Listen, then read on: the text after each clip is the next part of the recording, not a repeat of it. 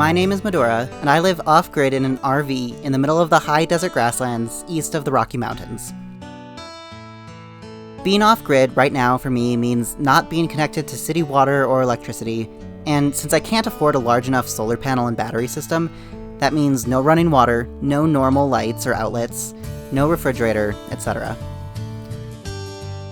This has definitely changed my morning routine some since living in an apartment, but I've learned to adapt, and it's also allowed for new ways of appreciating what I do have. Funnily enough, my morning routine starts the evening before.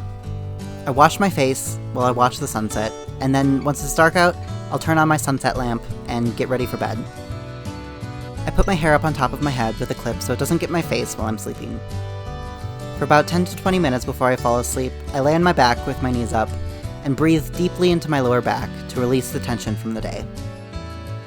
It used to take me 3 or 4 hours to fall asleep when I was younger and when my traumas were much more intensely controlling my life, but I've slowly been getting better, and the past few years I've been able to fall asleep within 10 to 20 minutes most nights. Before falling asleep, I make sure that I have my top 3 priorities for the next day written out so that when the time comes to actually do the things, I know what I'm doing. This helps me get any thoughts or worries about the next day out of my head so that I can actually fall asleep, and I tend to stay more focused during the day.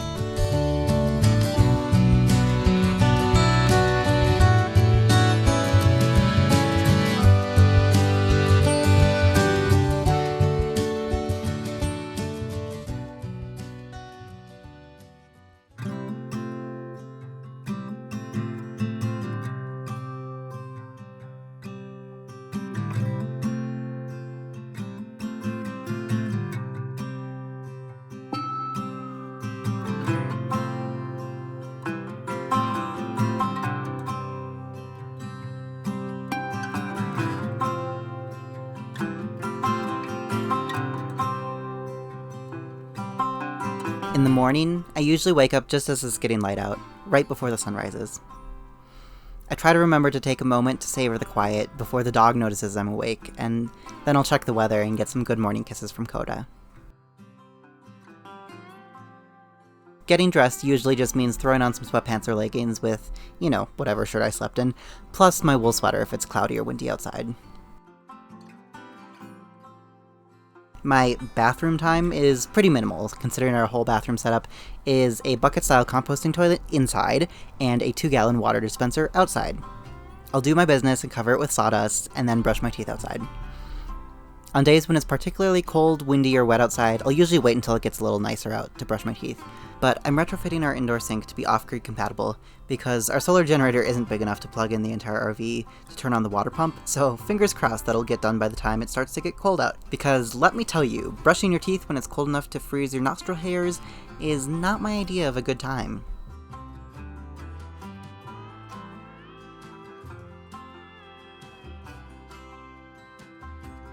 Next, arguably the most important part of my morning routine is taking Coda for a walk.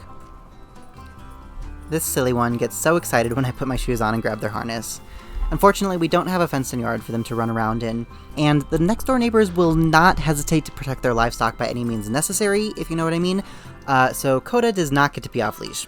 But this 50-foot rope tied to a carabiner does the trick for now. We go for a 2-mile walk every morning.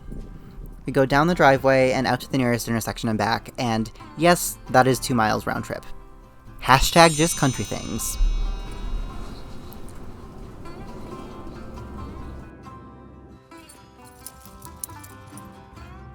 If there aren't any cars coming, we'll usually just stand in the middle of the intersection listening to the sounds. The wind, the birds, the generators or music or farm machinery. If we're lucky, we'll get to say hi to the neighbor's cows or even the rogue llama that lives near the intersection and doesn't really belong to anyone.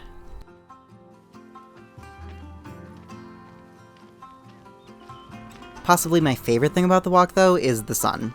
I don't mean to sound like one of those self-help it-girl productivity bro types, but there's just something about waking up early and getting to watch the sunrise. On the chilly mornings, I'll drink some tea or hot cocoa to warm up a bit before the walk, and watch the sunrise with a warm mug in my hand. But there have only been a few of those days so far. It's only getting down into the 40s at night, so as long as I close up windows an hour or two before the sunset, it stays warm enough overnight. But those nights when it dips down to the high 30s start to feel pretty chilly. Those are the mornings when I need to sit on the toilet seat with my sweatpants on for a few minutes so my butt doesn't get cold. A fire would feel nice on those mornings, but we can't really justify using the wood stove yet because it's still getting up to the 70s and 80s during the day, which, out in this direct sun with no trees in sight, feels surprisingly hot.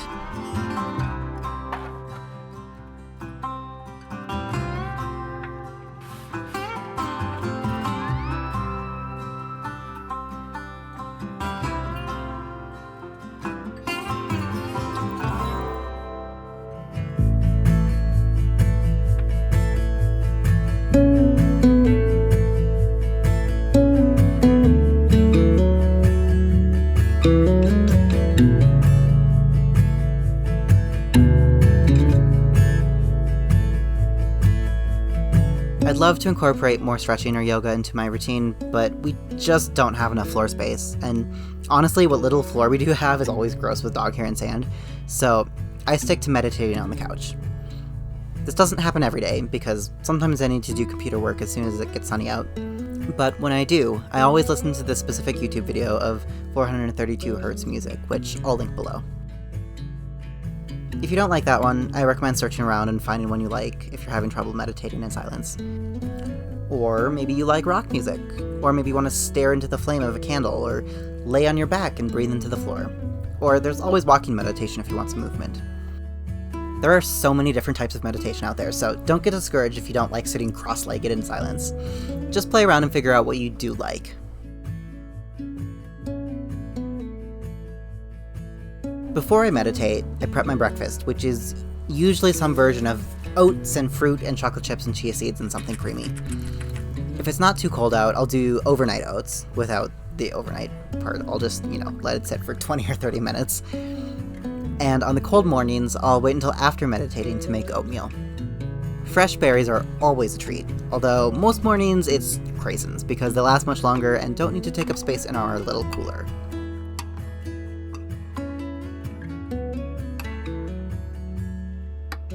Once I've digested a little, I'll lace up my boots and head outside. We just got 2 cords of firewood delivered, and because our wood stove is so tiny, we need to chop and cut all of the wood even smaller so it'll fit into the stove. Processing this wood for at least 30 to 60 minutes every day is incredibly important because our tiny wood stove is our only source of heat.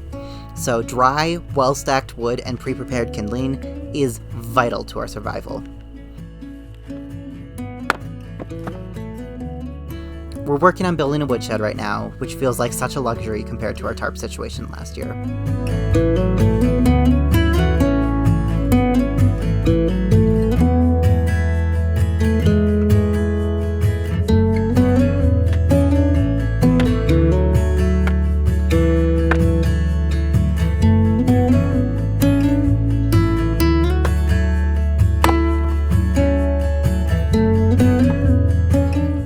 And that's about it for my morning routine. I hope you found it helpful, intriguing, or at the very least calming.